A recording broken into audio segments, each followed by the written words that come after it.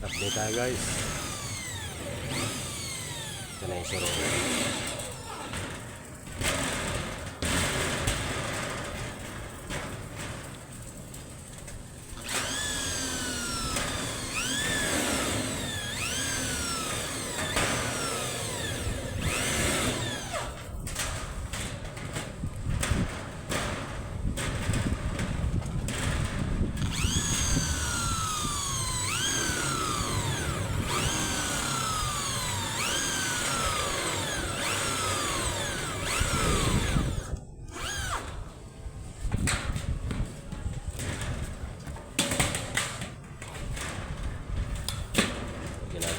Ginagamitan namin ng clam na ganyan guys para dumikit siya. Kasi kapag hindi dumikit yan, kabila ka na eh. Huwag naman.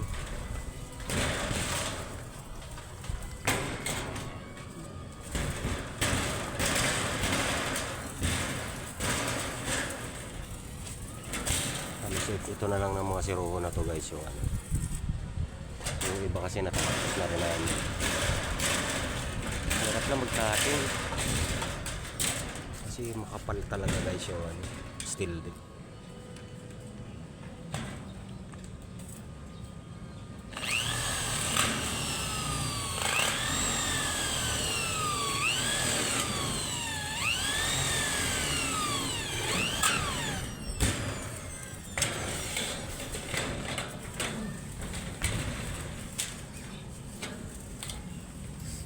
Yan yung mga magpapadikit sa ano guys, para hindi malalaki yung awang doon sa ilalim. Kaya obligadong lagyan ng ganyan. Flat dick nga pala yung gamit namin guys. Kasi may mga malalaking kurbo, may mga wave, ang dami pang tatapalan kasi yung guys sa ilalim o sa mga gilid niya. Hindi kagaya to. Okay na to eh kapag may cut mo sa pinakaano ng biga. Yan.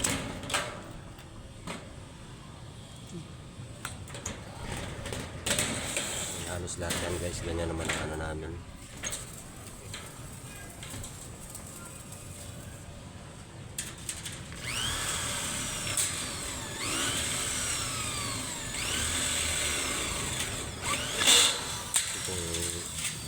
Tututukan lagi namin ang video ko, matagal guys. Saka wala kaming tagahawak talaga ng tagahawak ng video, pang video.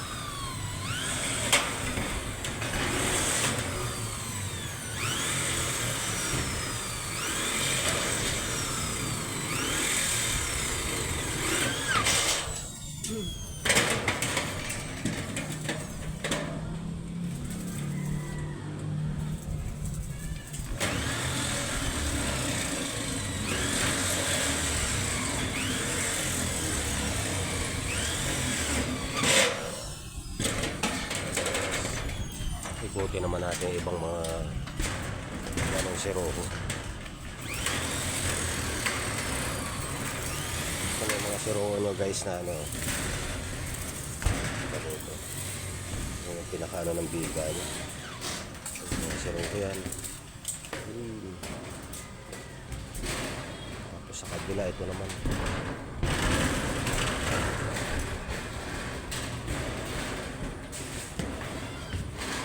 Siruho na guys. Ito ang siruho na. Ano, kailangan katingin. Tsaka sabi ko wala sa eskwala itong ano guys. Ang nasa eskwala yun, yung kabila, yung katabi ng building na yun. Kasi itong lupa dito sa ano guys, may ano na, may sariling bakod na. Kaya mauobliga na kaming sundin yung ano, yung property nito. Abang-abangan na lang natin guys yung ano, bakal naman ay susunod natin dito kapag na-fix na lahat to.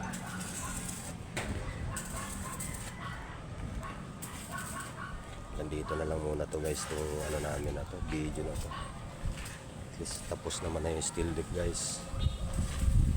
Abangan naman natin yung pagbabakal naman natin guys. pagbabakal kasi namin guys, hindi yung ano eh, bangka pa rin siya. Hindi siya yung parang dama-dama kung sinasabi. Mahirap lang mag-ano. Mas maganda pa rin yung tamang pagbabakal din talaga. So guys, ito na lang muna to.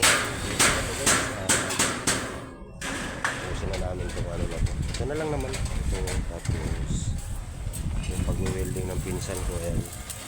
Ito na yung natapos niya. Tapos na yan. Ano lang, dagdag tibay lang to guys. Ugain man. Kahit pa paano may suporta pa siya.